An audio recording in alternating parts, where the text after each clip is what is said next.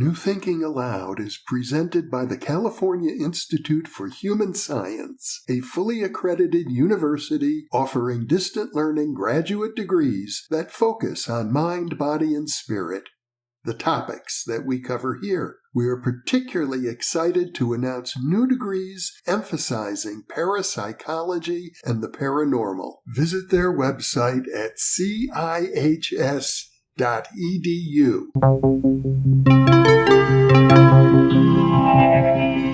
Thinking Aloud. Conversations on the leading edge of knowledge and discovery with psychologist Jeffrey Mishlove.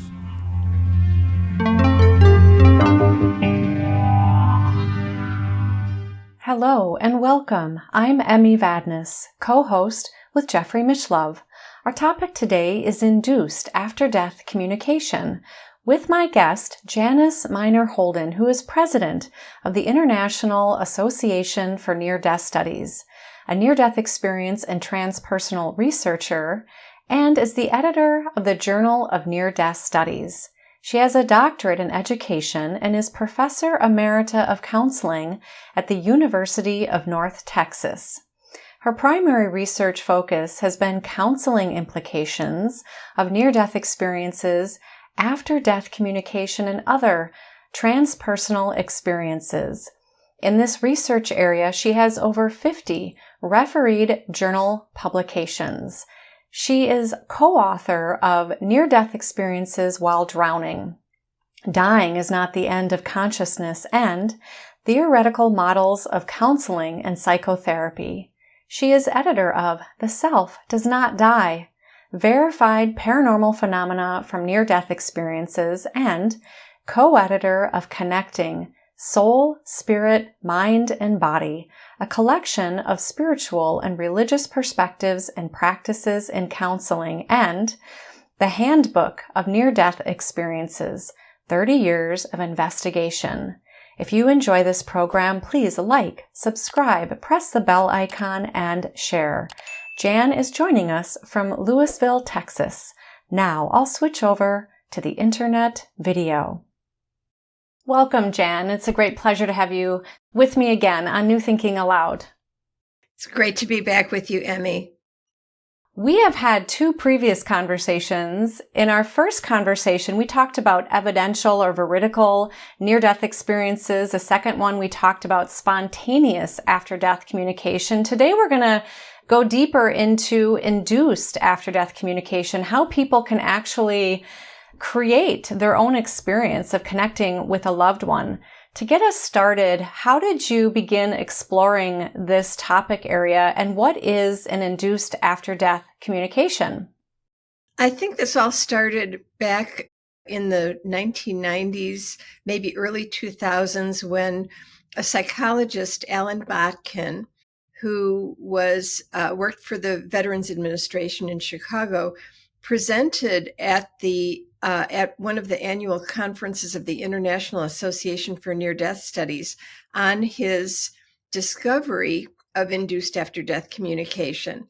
And after that, he published an article in our journal, the Journal of Near-Death Studies. And then I went up to Chicago, where he was, with 3 of my students who qualified to be trained, meaning that they were licensed mental health professionals already.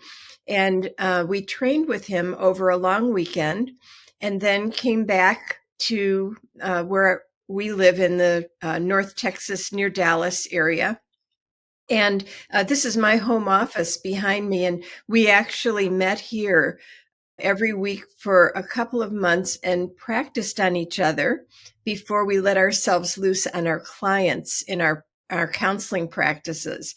So that's how I got involved in it. And what induced after-death communication is, as we already talked about last time, after-death communication is normally a spontaneous phenomenon that's like unexpected, unplanned, happens usually by surprise to a person, in which they have the sense of the presence of a deceased loved one.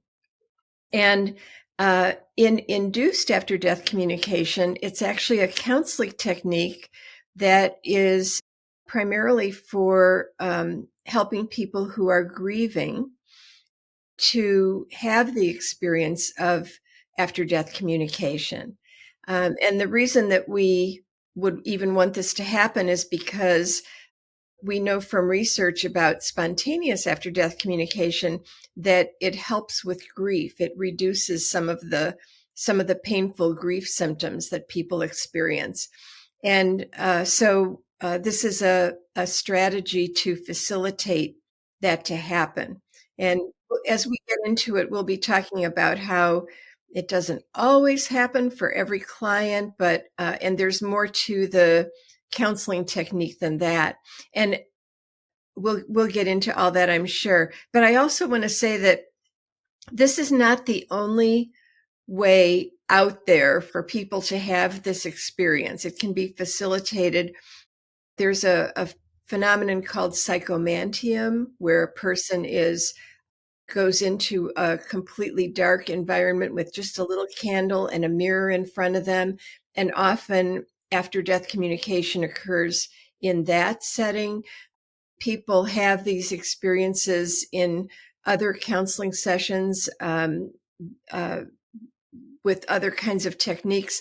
But the reason that I'm particularly interested in IADC is because it's the only approach that so far has been studied with a true experimental comparison with traditional grief counseling to show how effective it is compared to traditional grief counseling in reducing grief symptoms. So for licensed professionals, mental health professionals who are interested in doing something like this, this is now an approach that has some empirical research behind it. And so it's not the only way, but it's the only one I know that has empirical research behind it. Right. I would love to explore your research study that you led a little more deeply in just a moment, where you did find that induced after-death communication reduced the grief more significantly than traditional grief counseling. That's right. Does one need to be grieving to participate in an induced after-death communication process? No, it would be fine if someone is just wanting to connect with their deceased loved one to participate in this. But so far, because the need, usually people are motivated to participate in counseling to reduce pain more than to just facilitate personal growth or more pleasure. So we focused on the reducing grief pain, but it really, anybody can do it. And the evidence of that was in my own experience working, practicing with my students here, because we obviously weren't all grieving lots of losses of dead people, but we did have a lot of losses in our past. And we had many really meaningful experiences of communication with deceased loved ones that we were not actively grieving. Can you share an experience that either you had, one of your students, or if you have permission to share, one of your clients with IADC? Sure. Well, I'll tell you about one of my experiences. This was well into our practice time together, and we had all played the role of counselor and client and observer. And so I was getting kind of low on my list of dead people that I wanted to contact. But I thought of my cousin David, who died shortly after returning from the Vietnam War. And the manner of his death was, my family always referred to it as an accident, but I had always wondered if he maybe had killed himself, because as people of my vintage know, soldiers returning from Vietnam were not treated well. There was a lot of controversy and even animosity toward them, even though they were drafted. They were just doing what they had to do. And so it was really hard for them, in addition to having been traumatized by the war itself. And David was like my favorite cousin. He was just the kindest, sweetest, most caring, most contactful kind of person. And I just thought I would really like to reconnect with him. So the technique involves, well, for people who are grieving, it begins with, there are kind of like 4 phases to the counseling process. The first is for the counselor and client to just get to know each other, and especially for the counselor to learn about the client's relationship with this deceased loved one, what this person meant to them, and so forth. And then we have a little saying to go to the worst first. So we find out from the client what the absolute single worst aspect of their grief is. And we use bilateral stimulation to process that most painful aspect of grief. Now, bilateral stimulation means there's repetitive, rhythmic, right-left stimulation of the nervous system in some way. So the original way that this came into the field of mental health was through eye movement desensitization and reprocessing, where the therapist literally does this in front of the client. The client watches the fingers, and what it's doing is right, left. It's stimulating both sides of the nervous system. And then stop. The client would close their eyes and think about what that most painful thing is. And then whatever process goes on in their mental, emotional, thought, physical process. Following that process, this is called a set, where you do this maybe like 20 times and then stop. The person closes their eyes. They maybe stay with their eyes closed 30 seconds, a minute. It could be even more.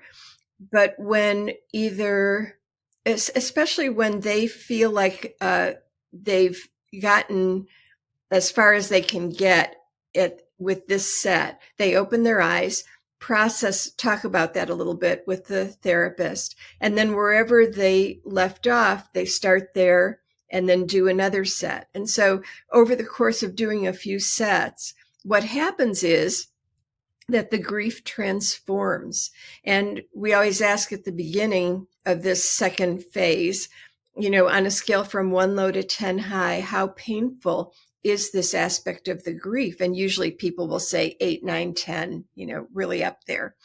After this processing, we'll ask and they'll say like 0, 1, 2, 3, it's come way down. And then is the third phase, which is where we then say, so leaving off, wherever you were, do the next set. And I got a little sidetracked. I'll come back to this, but bilateral stimulation can be with the eyes. It can be with sound, like snap, snap, snap, snap in either ear, or it can be tapping the backs of the person's hand. And that's kind of become our favorite main way to do it, unless somebody has some objection to that particular, kind of physical contact or something. That's what we tend to do. So we'll tap, tap, tap for a while, stop, the person closes their eyes, and so forth. Can a person also tap on themselves? That's right. One of the more recent developments is doing this. Originally it was always in person, but we can do it with telehealth, like you and I are, and the person can tap themselves and then stop and allow whatever's happening to happen and report that, and then go back and do more until they get down again to that 0, 1, 2, 3 level. At that point, the therapist invites the client to proceed with wherever they were, and does the bilateral stimulation, close their eyes. And for about half of clients, they have a spontaneous after-death communication experience. Now, the experience is not necessarily like full-blown, I see the deceased loved one standing in front of me kind of thing. It can be a visual thing in the mind's eye. It can be, or it can be a vision in the physical environment. It can be hearing in the mind's ear, or it could be actually hearing a voice that sounds like it's in the environment, or some other sound that is characteristic of the deceased loved one. It can be a physical sensation of them touching. Clients really need to be helped to pay attention to anything that happens, because a lot of times people go in expecting that the ADC is going to be take a certain form, but it may take a very different form. And we can talk about why it might take different forms and that sort of thing at some point. But so that's about half of people. And of course, that experience is often accompanied by tears of joy and a sense of genuine connectedness. Then for the other half of people who don't have a spontaneous ADC right then, we ask a question: if you could say any one thing to your loved one, what's the single most important thing you would want to say to them? And then just think about that thing that they would like to say. We do another set of bilateral stimulation, however we're doing it. They close their eyes, and another about 25% of people have an ADC then. And about 25% of people never have an ADC in this counseling approach, and we prepare people for that possibility, of course, when we're prepping them, prior to starting this whole thing. And then the fourth phase is to process whatever has happened for the person and talk about it, magnify any aspects that seem particularly meaningful or healing, and just kind of bring the session to a close. Now, this technique, it's very brief therapy.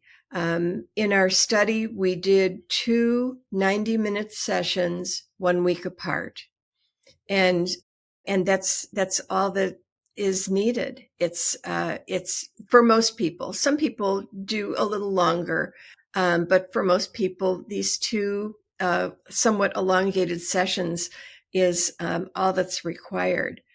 So that's the technique in a nutshell. So anyway, back to David. We were using eye movement at that time. So my counselor was my student, Jenny, and she did this. I closed my eyes. And as often happens for me, I immediately had a mental image of David. And he had been killed in his car went on train tracks and the train hit. So his body was completely destroyed. But in this image, he was whole and well and healthy. And he just looked at me. There was no verbal exchange, which would be telepathic in any case, but there was no specific telepathic, anything. He just looked at me with what the best way I can characterize it is a look of love. There was just this absolute, unconditional, undying love. And so in the experience, we just looked at each other for about, I'm going to guess maybe 40, 45 seconds or so. It was so wonderful. And it was just, everything that I needed was in that. And the question of whether his death had been accidental or suicide became irrelevant. And what was important was he was well, he was whole, we were in contact, we love each other forever. And it was just a very complete experience.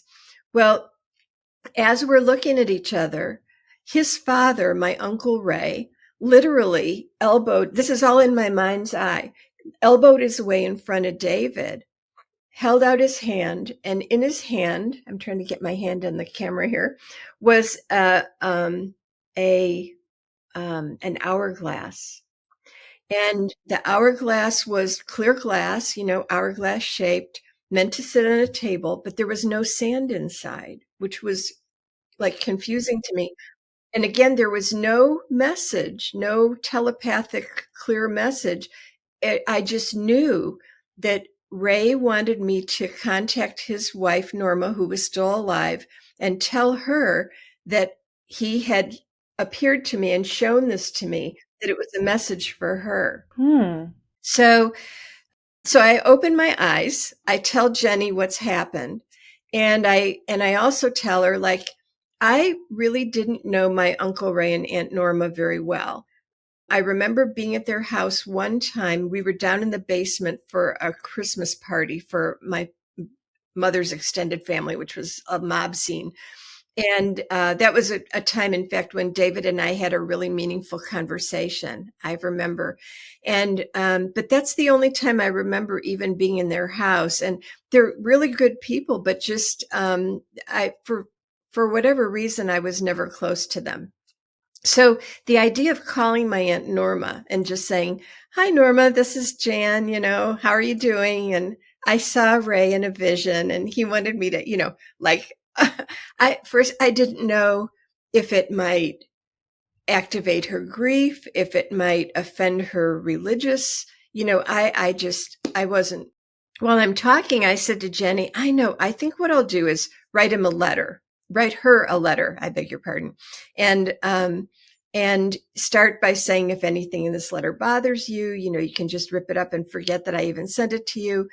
And so Jenny, in her wisdom, said, well, why don't we check with Uncle Ray? So she does this.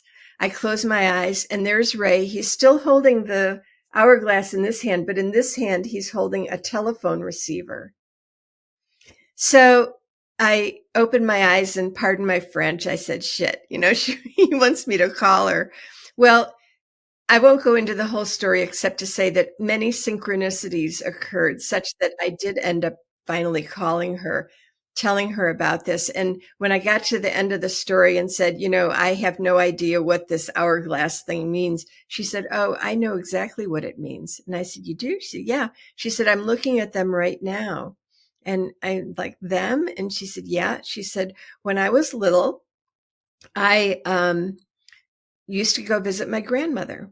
And this was before the days of even television. It was boring, but my grandmother had these 2 cut crystal vases that she kept on an end table on a glass shelf. So I'd lie on the floor, scoot up under this table, and watch the sun glint through these cut crystal vases. And she said I could entertain myself for 20, 30 minutes because it was just so beautiful. So she said, when my grandmother died, I wanted only one thing from her estate, and that was these 2 vases, which I got, and they're sitting on my dining room table. I'm looking at them right now. And she said, what Ray knew was, if we woke up in the middle of the night and the house was on fire and we had to run out, I would stop and pick up those vases on my way out because they're like the most precious thing I own. And she said, the thing is, they're 2 different shapes, but they're both clear glass, wide at the top. They narrow, they get wide at the bottom. They sit on a table. There's no sand inside. She said the hourglass is like a template or something that would bring to mind, these vases. And she ended up saying, nothing you could have told me would convince me more that Ray is waiting for me. Wow. So for me, it was an evidential or veridical induced after-death communication, gave me and put me in the role of medium, a medium of communication between Ray and Norma, but very convincing to me that what I saw was meaningful and not anything that I ever remember. I mean, like I said, I just wasn't close with them, so I just didn't know that before. So amazing things can happen in these sessions beyond even the grief healing, which is amazing in itself, how effective and efficient it is. But there are these other kind of paranormal phenomena that happen. And if we have time, I can tell you more stories like that. Yeah. We would love to hear more stories like that. Can you share what is the difference between an induced after-death communication in the way you're describing it versus somebody who, for example, is a professional medium and might use other methods for connecting with either their own or other past loved ones on the behalf of other people? It's a great question because they're similar in that there is communication between a living person and a deceased person. The difference is that with a medium, the medium literally is the medium of communication between the deceased person and the living person that they had the relationship with. The medium usually doesn't know either the deceased person or the living person that they had the relationship with. And actually, people who are grieving and go to mediums do find some relief. There's actually some research about that going to a medium can be helpful with grief as well. Because mediums often, if they're what are called evidential mediums, they ask for evidence that will really convince the living person that we're really communicating with the deceased person. And there's some amazing stories. That's a whole nother, amazing area. After-death communication, however, is the direct experience of communication between the two people in the relationship, the living person and what I really prefer to call the disembodied person. And so what has not been done yet, to my knowledge, is research comparing the relative effectiveness on grief of going to a medium versus having a direct experience. And that's, I think I'm going to need another lifetime to be able to do that research or find a student somewhere who will do it, because it would be a complicated study, but very worthwhile. And we might find something like that, both are helpful, that for certain kinds of people, one is more helpful than the other, or that maybe doing one before the other is more effective. I mean, there are a lot of factors that could be involved there. Mm-hmm. Right, because a person can be the channel themselves. They can learn to channel.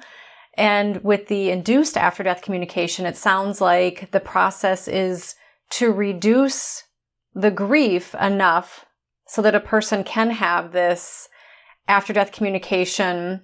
I would love to hear what you think the mechanism is going on there, but I just want to share that we've had Matthew McKay on, and he has written a couple of books, Lessons from the Afterlife, a deep knowledge meditation guidebook, and The Luminous Landscape of the Afterlife, where he describes a method for channeling that everyone can do. And actually, he, I believe, did have a therapy session or more with Alan Botkin, who you mentioned earlier.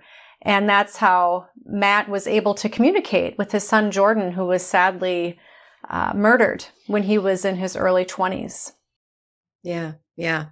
And I think I want to clarify, too, that channeling, as I understand it, is when a living person becomes a sort of mouthpiece for a disembodied spirit.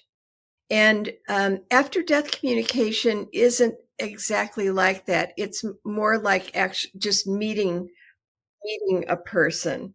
I think he means it probably in that same regard. It's maybe just the terminology. At least when I read his process, it's a way to communicate with the past loved one. Yeah.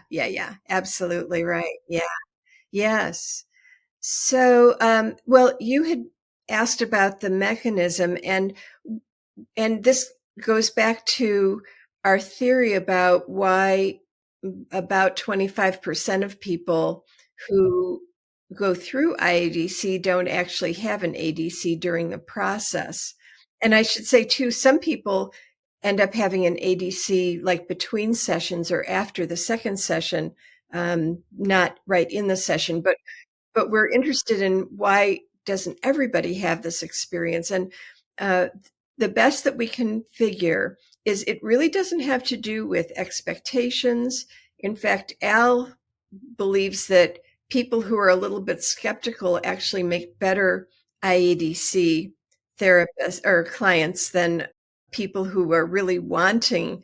And that's because any kind of emotion that sets the person off center, we think gets in the way of ADC. And so if a person is deeply grieving, and if like the grief is related to this profound sense of loss, or if there's like anger about unfinished business or guilt about something from the relationship or any kind of painful emotion, that in a kind of psychological sense sets the person off center. And what facilitates people to have after-death communication is to be in this psycho-spiritually centered place where they're inviting the communication, but not grasping after it, where they're open and receptive, and patient, Mm-hmm.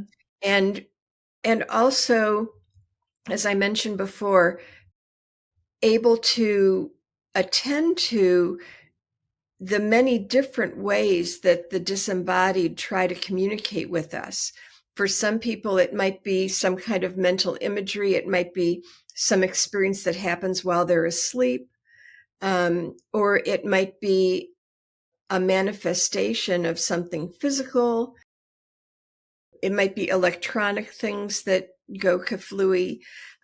So being open, receptive, inviting, patient, observant, those kinds of things. If somebody's in the throes of grief, that is problematic.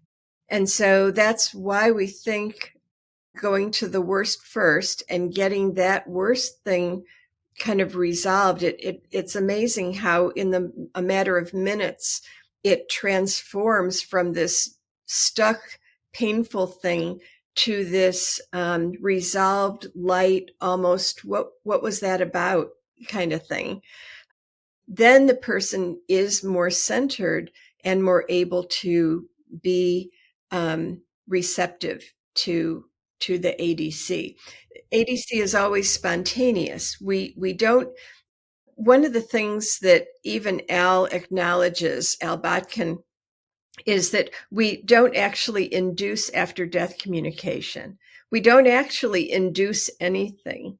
What we do is facilitate a person getting into a psychospiritual state in which ADC is more likely to occur.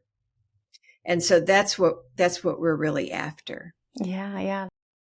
Many years ago, I lost a couple friends, sadly, to cancer. And I had a spiritual intuitive teacher I was working with, and she would say, "Oh, they're just a thought away." And Matt McKay said the same thing in my interview, and you're nodding your head as well. Yeah. And she said to me, "Emmy, you're trying too hard to communicate with them." Yeah. So she said, just let go and just imagine that they're right there with you. And once I did that, I was able to open up that channel or that connection with them. Mm-hmm. Yeah, absolutely. It's easy to say, hard to do. And that's why for people who are really wanting the experience and finding they're not having it, it can be helpful to do the counseling sessions, and like you had, or like IADC. Mm-hmm. Do you want to share any other personal stories before we go more deeply into your fabulous research study? Sure. And I want to tell a story too that Al shared when I did my training with him. He had been doing IADC for a few years, and he was really curious about that. Even eliminating the people who we could tell there was still something blocking them emotionally from being able to have an ADC. There were some people that he just couldn't figure out why they weren't having it. They seemed to have all the ingredients and yet it wasn't happening. This is in a very small percentage of people. So one day he had been working with a man. I believe the man's brother had passed. And this client had a really exceptionally clear communication with his brother, very elaborate and so forth. And so they were on like a third session or something, and they finished, but still had 10 or 15 minutes left in the session. So Al said, I've never asked this of a client before, but he said, we have time left over. It seems like you've gotten what you came for. And I wonder if you would serve as a kind of go-between me and your brother, because I'd like to ask your brother some things about this process. So they did this. The client closes his eyes. He asks his brother. He says, yeah, my brother says he's happy to answer whatever questions he can. So Al asked him a few things, but then got to this question, said, I have these clients. I cannot figure out why they're not having an ADC. And can you give me more insight? So they do this. The client closes his eyes. He poses the question to his brother. And then still with his eyes closed, he says to Al, his therapist, my brother says to tell you that you think you're in charge, but we're in charge. We decide if we're going to come, how we're going to come. And it's all based on the well-being of the living person. If we think it's not in their best interest, we won't come. Mm. So that was very interesting and insightful. Insightful. Yeah. Mm-hmm. So one other story, one of my students that practiced with me had lost a relative in a tragic accident some 10 years before. And so I was in this practice session, I was the therapist and she was the client. So she was sitting right behind me where the door is. I'm going to show you a little bit right there. I was sitting in this corner and her back was to the door. And so we did the session. She contacted this loved one that she'd always wanted to have contact with, never had been able to. And at the end of the session, when we were processing it and bringing it to a close, she said, I feel like a door has opened in my relationship with this loved one. And I said, wow, that's really fantastic. And then she went on to say something. And just then, I'm going to run back here and show you. This door popped open and did this, but not that fast, which is what's weird about it. It popped open and it just very slowly opened, like not its normal way. So I'm sitting over there. I can see it. Her back is here. And my jaw drops. My two students on the couch here, their jaw drops. She's like, what? And we point, and she turns around to see the door opening right behind her. Of course, I first, looked to see was that my husband? He's never bothered me when I've been in session. No, nobody was there. And I've lived in this house now for more than 25 years. That is the only time that the door spontaneously opened. So one of the things, if any of your viewers are mental health professionals thinking about becoming trained in this technique, just be prepared. And that's only one story. We've got lots of stories of things that have happened that, beyond just the after-death communication. Right. There can be meaningful coincidences or synchronicities that occur, but also in the physical world. And what do you think is happening there? Is that yeah. I think it's the loved one opening the door. That's what I think. Yeah. Yeah. That's phenomenal. Yeah, truly. Another aspect of this, talking about what's the dynamic behind this process. One way to think about it, and this may actually be an accurate explanation, or it might be just a useful analogy. But in discussions about the afterlife, there is a lot of talk about energetic vibration, and that when we're in physical form, our vibration is relatively lower. When we're emotionally upset, our vibration is even lower. And when we disembody at death, our vibration, because we're released from the physical level, our vibration increases. And that in the afterlife, there are various levels of vibration.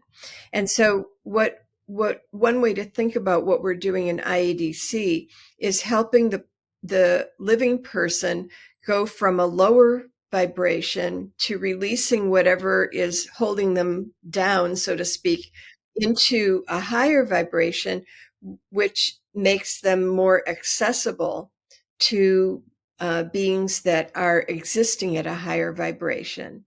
And so that's just a way to conceptualize what's happening. That's not from research or anything. It's just speculation. Yeah. And a lot of lived personal and professional experience in this area. Yes, that's right. Because to our knowledge, there aren't people or beings in the spirit world going around and opening up doors all the time. I mean, there are stories and people having experiences with poltergeist, or I don't know what you would categorize the door opening as, or maybe some type of psychokinesis, perhaps. Mm-hmm. There's also the term living agent psi, which some people suggest that maybe when, for example, someone goes to a medium, that the medium is picking up on the memories and experiences of the living person. Right. What do you say to somebody who might say, well, that was just that client's frequency that opened the door versus somebody in the spirit world? Yeah, you can believe that if you want to. I mean, I have no investment in someone interpreting something the way that I do. But I do think, I've been influenced by stories by evidential mediums such as Suzanne Giesemann. She told a story about that she was doing a reading for a young woman whose father had passed. And at the beginning of the reading, the father was, the first thing he showed Suzanne was shrimp, the crustacean. And he's like very adamant about these shrimp. And so Suzanne says to the young woman, did shrimp mean anything in your relationship with your father? And she's like, no, and she's racking her brain. Nothing's coming. Suzanne says, let's just hold that, and move on. So then she starts saying all these things that the daughter's resonating to, and the daughter leaves the session on this total high.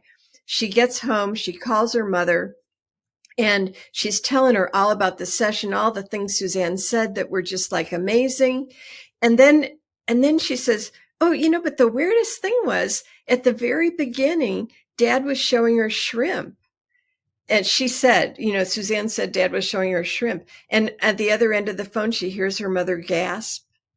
And she says, what? And the mother says, well, yesterday I cleaned out the freezer in the garage. And at the bottom, I found this bag of shrimp. And I decided to boil it up and put it in, containers and freeze it, but she said after I cooked it, I ate one and it tasted so good that I ate almost the whole bag. So now what's significant about this is that, the daughter was unaware of the shrimp the father is showing her something that he has seen that she doesn't know. So how could Suzanne be picking up on the client's psyche, So, and that's not the only story. It's just one that stuck with me. Yeah. I tend to, and like you said, the lived experience of the door popping open just then. I mean, maybe it was poltergeist. Maybe it was, it's not what it felt like. Yeah, for sure. Well, and that's a great example with the shrimp story with Suzanne Giesman, where the person wasn't already aware of that experience that their mother had had. And so there's more stories, I would imagine, like that have convinced you otherwise. And of course, I bring this up because there are people who are skeptical, and it is good to address some of these topics so that people can weigh it out for themselves. And of course, it really also oftentimes does come down to personal experience for the person and their own loved one, because many people will say, well, I just know this is real. And to that point, since we're on the topic, can you share any more about the veracity of these experiences that you've come across in your research or your experiences that conclude that these are real experiences for people? Well, certainly they're real experiences for the person themselves. As you said, almost always the experiencer will say that was absolutely real. The question of whether the experience can be confirmed as objectively real is more challenging. And, we haven't, I have a colleague friend who says, oh, well, we should use IADC to get evidential after-death communication, like ask the client to, or ask the client's deceased loved one to present information to the client that would be, could be checked out, as objectively making the case that the experience is objectively real. And my problem with that is that that's not what we're there for in counseling.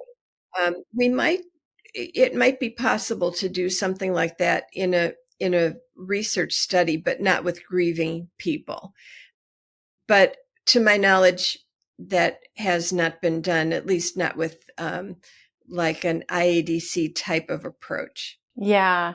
And it could be simple enough in a research study such as that, where it's designed to simply maybe even ask the deceased, right, can you offer information that would verify the veracity of this? Yeah. Exactly. Yeah. You led a wonderful study, Comparative Effects of Induced After-Death Communication and Traditional Counseling on Grief. Mm-hmm. Can you share how that study is significant? Mm-hmm. It related to helping people heal from grief, how grief therapy is delivered, and how it even shows that it can improve people's relationship with their past loved ones and their healing process. Mm-hmm, you bet.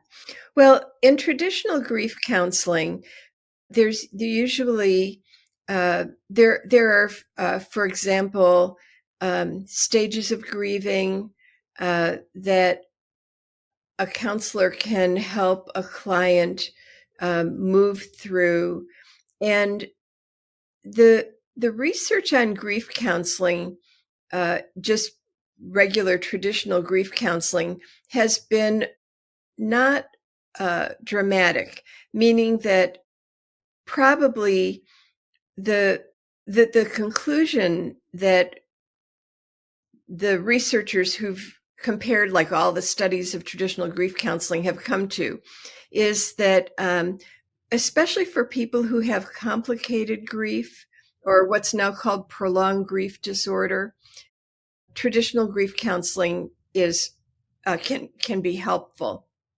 But for people who are just normally grieving, and grief is normal for anybody who has an emotional loss, it probably isn't particularly helpful. Not harmful, but not particularly helpful.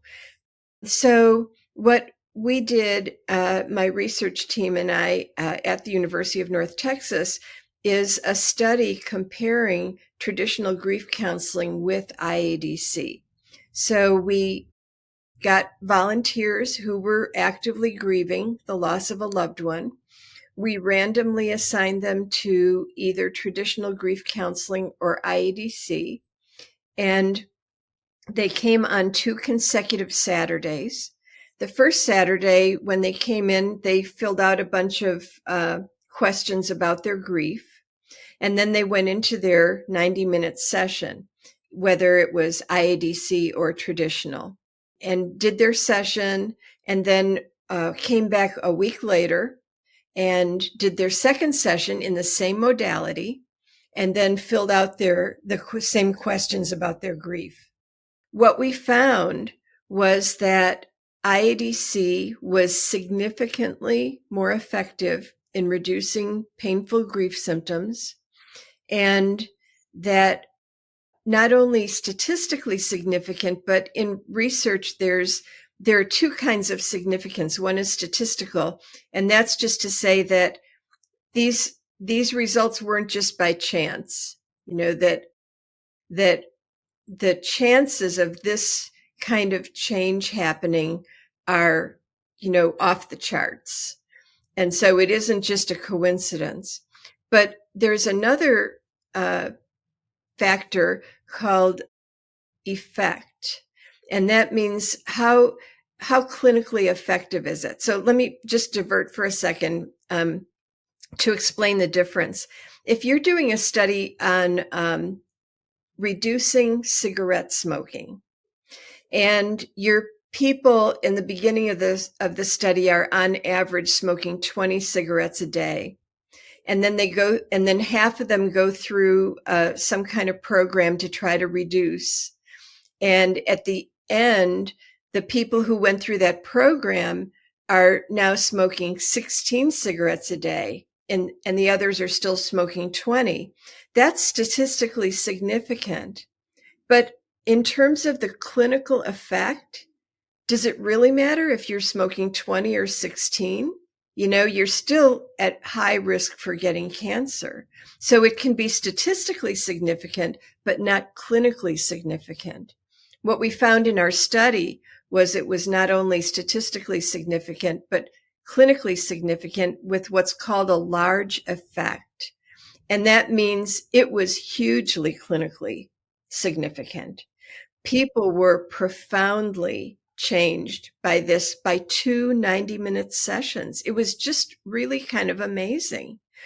But we sort of expected it because of the things people said as they were exiting, the IADC people as they were exiting, not the traditional people. Right, because there were 2 groups. You had a control group that was just doing this regular grief therapy, and then yours was the IADC group. Mm-hmm. And what I'll say is the traditional people showed virtually no change. In fact, a few people got worse doing the sessions, which is a problem. We would have, if we had known that any sooner, we would have had to stop the study because we're not supposed to do harm. But none of the IADC people got worse. Everybody got at least a little bit better, and some got, just hugely better. And some of the things that IADC people were saying when they left, like my favorite was a woman who said, you must continue working on this. She said, that was better than sex. It's quite an endorsement. Quite an endorsement of IADC. Yeah. So, and people, I mean, again, this isn't something that we could measure, but what we observed was at the beginning of the first session, these people would come in just tight with grief, just closed down and shut down. And at the end of the second session, they were open, relaxed. They were just visibly transformed. So we didn't see that with the traditional grief counseling. And the traditional grief counselors were wonderful. They were using the most current strategies in traditional grief counseling, and they did a perfectly good job. It's just that the therapy itself is just not as effective as IADC in reducing grief. Can you give us an example of maybe one or two methods that might be used in traditional grief counseling? Yeah. So talking about the loved one, writing a letter that is for like finishing any unfinished business, that sort of thing. Developing some kind of ritual around remembering the deceased loved one, things like that are just about processing what the person meant and figuring out how to move forward in life without the person there. Mm-hmm. My understanding is that your study is the first of its kind. That's right. Yeah, it is. It is. And I've heard from my colleague, Noelle St. Germain Sayre, who's on faculty at William and Mary and has a key position in Al Botkin's organization, that there are a couple of studies going on in Europe involving similar kinds of comparisons. So mine may not be the only study for long, but for the moment it is.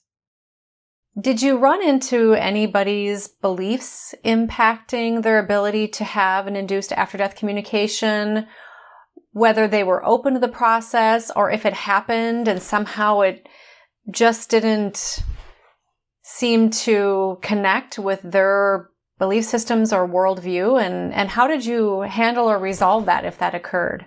Yeah, yes, that's an excellent question, because we did. And to our surprise, because, everybody who signs up for a study like this, they have informed consent. They know exactly what's going to happen. So to our surprise, 2 clients in the IADC group, when they had their eyes closed and they were starting to get a sense of communication, open their eyes, essentially saying very similar thing, that, wait, I have to stop. And the therapist is like, okay, help me know what's going on. And the person said, I just, this goes against my religious beliefs. So it may be helpful for your listeners to know that I'm in North Texas. We're in the Bible Belt, and some people are affiliated with a very conservative religion, and in which after-death communication is sometimes conflated with, in the Bible, consorting with the dead to get some kind of power in life. Necromancy, because it hasn't been really weeded out, or the difference between those things not clarified. Some people put them together, and the Bible says no necromancy, so no after-death communication at all. So what we did in the session was just acknowledge, what the person was saying, and then discontinue the process, because a client's belief system is always sacrosanct. It's not for a counselor to challenge or question. If a client does not want to do something, only under extremely unusual circumstances would there be any, forcing someone to do something. Can you explain a little further how you differentiate necromancy with induced after-death communication for those who may not understand how you would delineate the two? Sure. Well, in necromancy, the living person is communicating, I'm going to even use the word consorting, with the disembodied in order for the living person to get information that gives them some kind of power advantage in life. So in the Bible, King David consulted with a seer and who consorted with the dead to get information about an upcoming battle and to give David an advantage in the battle.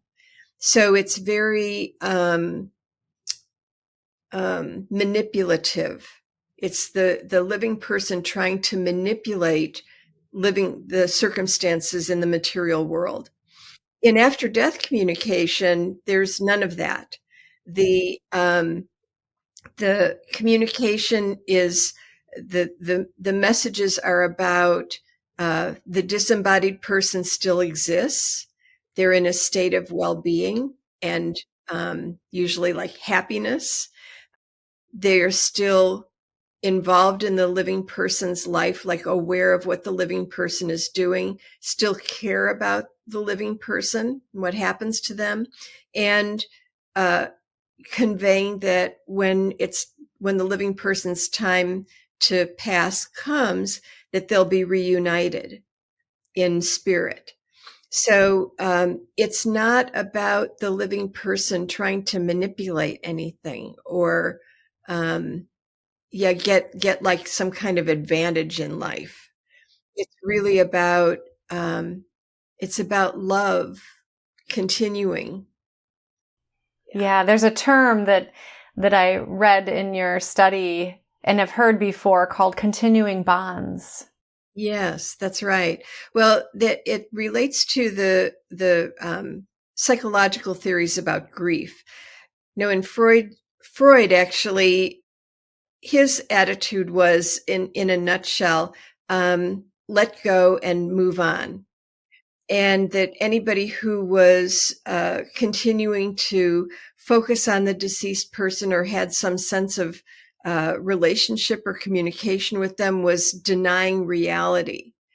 And about 20 or more years ago, some researchers actually did research on who does better in grief, who manages it better and moves on in life better.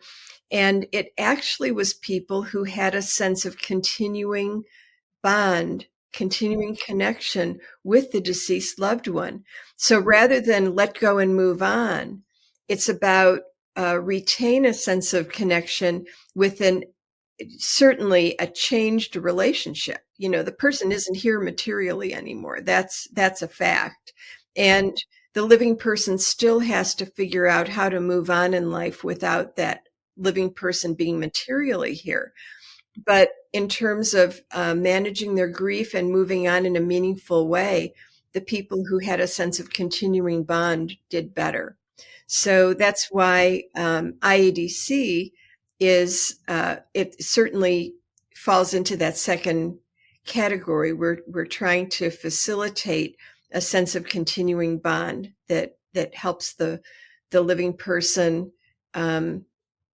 accept the material absence, but also the non-material, if some might say spiritual presence of the deceased loved one. Yeah.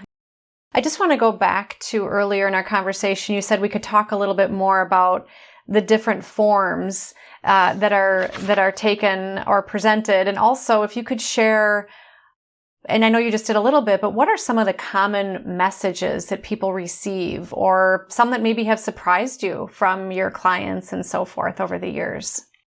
Okay.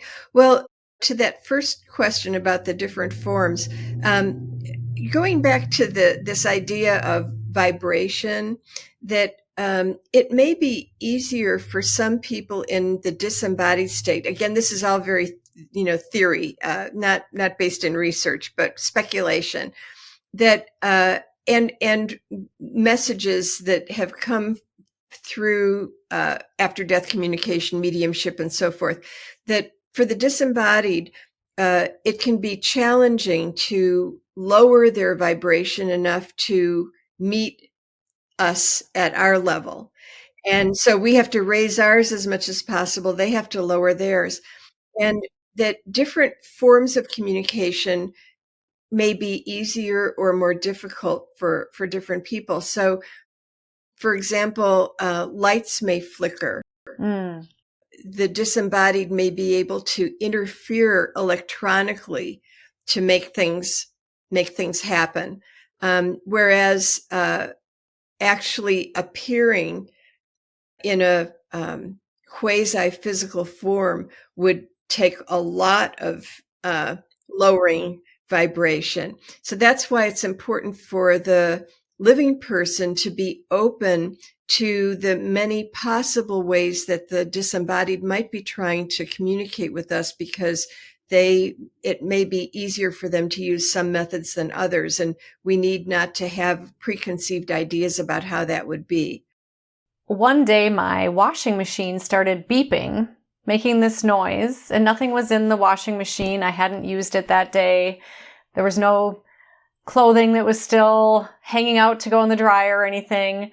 And immediately I thought, I think this is my mother-in-law, because she had passed probably within the past year.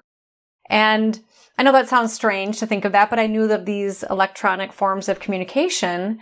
And then it stopped, and then it happened again the next day, and then it happened the next day. And I thought, well, I need to call the repair company. And they came out and noticed that, just the latch had gotten loose and they just needed to fix that. And I asked them if there was any, what the cost was. And they looked up the account and said a different model than we had. And then they said that it was purchased by my mother-in-law, but we actually purchased it after she had died. And so they said there was no charge. So we didn't actually have to pay for anything. And actually the washing machine was not broken. It was just a little piece of metal that needed to be adjusted. And I just thought that was really fascinating, because she came forward in a physical fashion. Yeah, exactly. And in a form that had meaning for you. Yeah, I felt like it was sort of like she's around. I felt like was the message that was coming forward. And so What are some of the other messages that your clients or students who've trained or your own personal experiences have come forward as? The form of the contact has been unique to each person. And even if two people have something visual in their mind's eye, what they see is very unique and meaningful to them.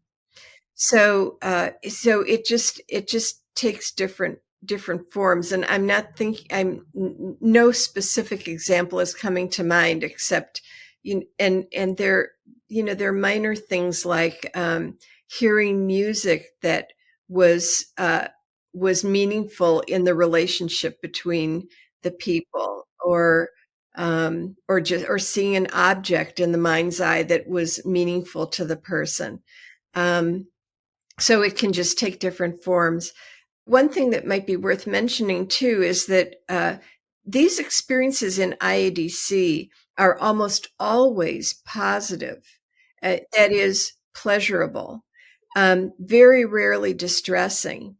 And Al gave an example, Al Botkin, of he was working with a client who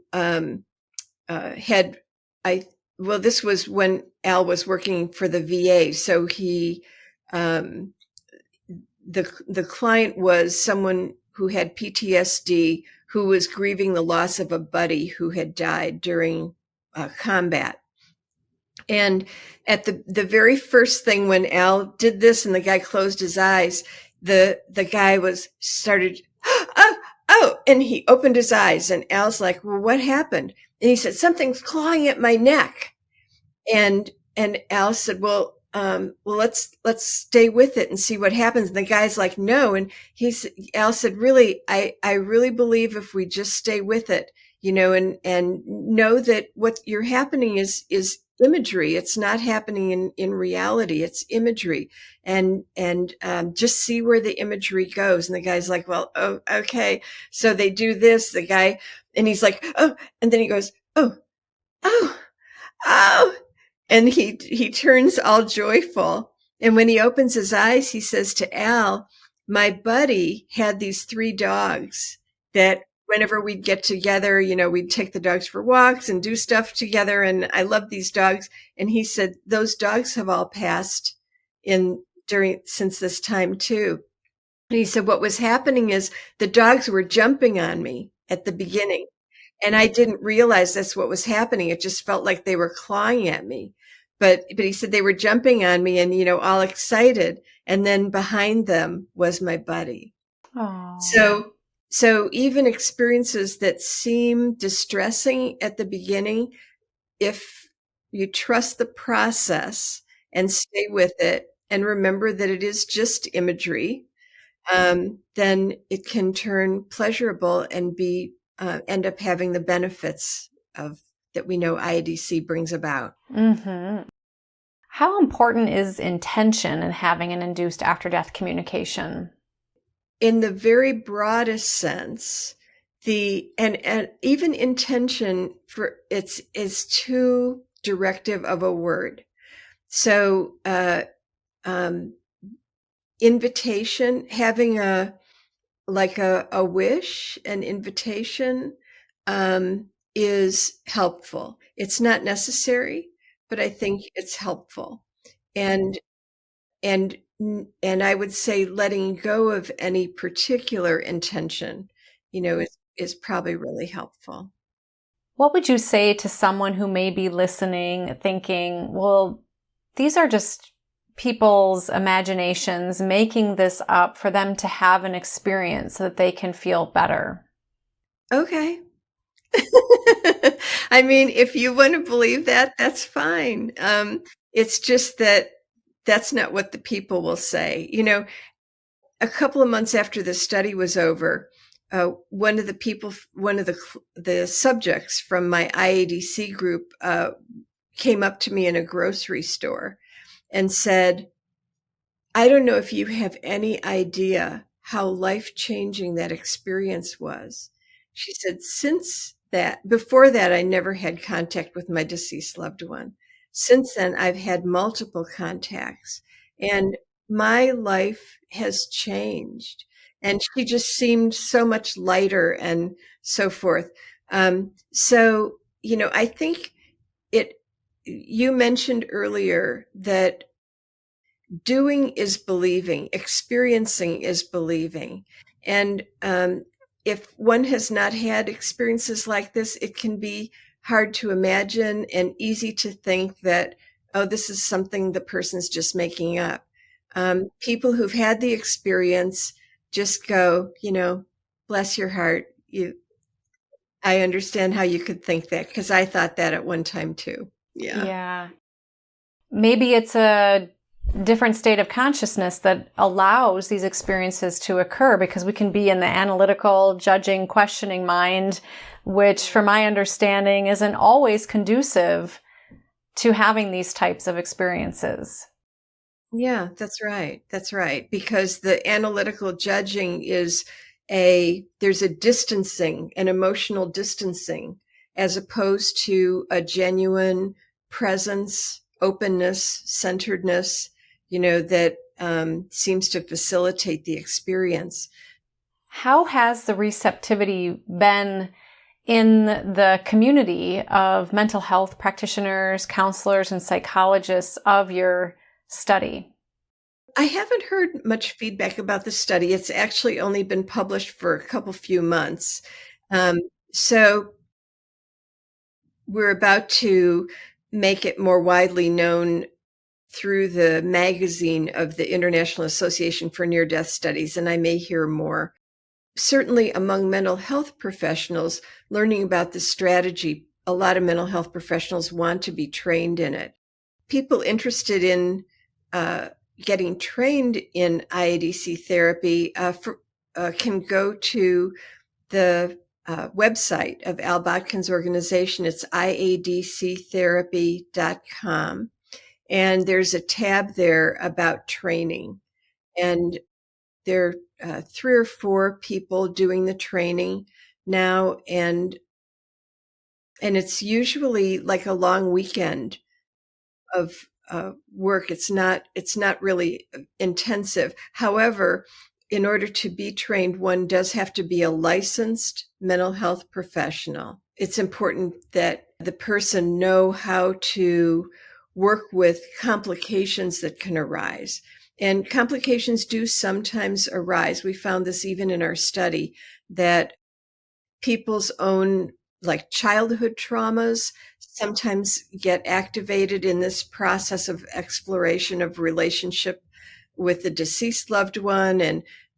And so it isn't for a layperson to do, because you could run into things that you just don't know how to handle. But that training is available there. And also at that website, for people interested in doing IADC therapy, there's a listing of therapists that have been trained by Al Botkin's organization. And I believe there is at least one in almost every state.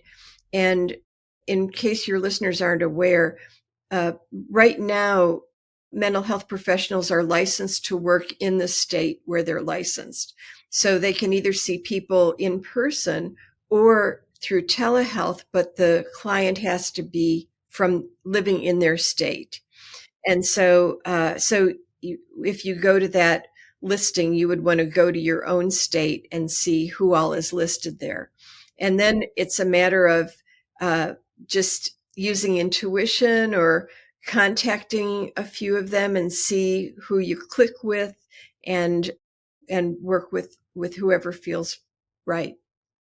Many years ago, I actually rented an office at a grief center, and the director there mentioned that he was very open to this kind of phenomena, and said that at the time, this was about 15 years ago, that he and many of the other counselors here, I'm in the Twin Cities, recognize that there's a lot more we can do for people with dealing with grief. And I did work with an individual there who lost a partner and did traditional grief therapy, and myself actually helped facilitate them.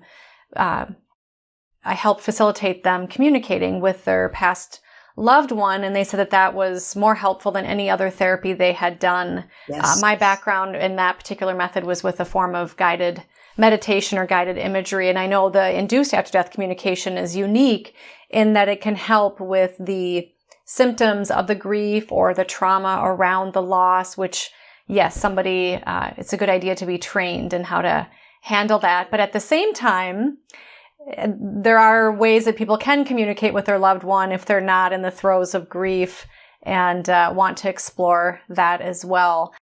In our study, you mentioned that client's experience of after-death communication was the single most helpful, and much more helpful than any other aspect of their grief counseling they'd experienced. And we saw that same thing. When people signed up for our study, we told them you're going to be randomly assigned to one group or the other. And at the end of you actually doing that approach, if you want to do the other one, we'll do that. We'll arrange that for you. Oh, that's nice. Yeah. So out of the people who went to traditional grief counseling, 7 of them wanted to do IADC after. Out of the people who did IADC, only 1 wanted to do traditional grief counseling. So what that says is traditional grief counseling left people feeling unfinished, like there was something more. And whereas IADC left people feeling finished, that they didn't need anything more. So that is what we've observed as well, that IADC, the experience of after-death communication, is uniquely and powerfully more effective than anything in traditional grief counseling. Yeah, I think back to the conversation I had with Matt McKay, where he said that, according to his son Jordan, that love continues to be there, and in fact can continue to grow and expand and get bigger and bigger and bigger. Yeah, absolutely. Thank you so much for all that you've shared. I think that this conversation will likely give many people a lot to think about, consider, explore, and help them. Thank you so much for being with me today. It's my pleasure, Emmy. Thank you. And for those of you watching or listening, thank you for being with us, because you are the reason that we are here.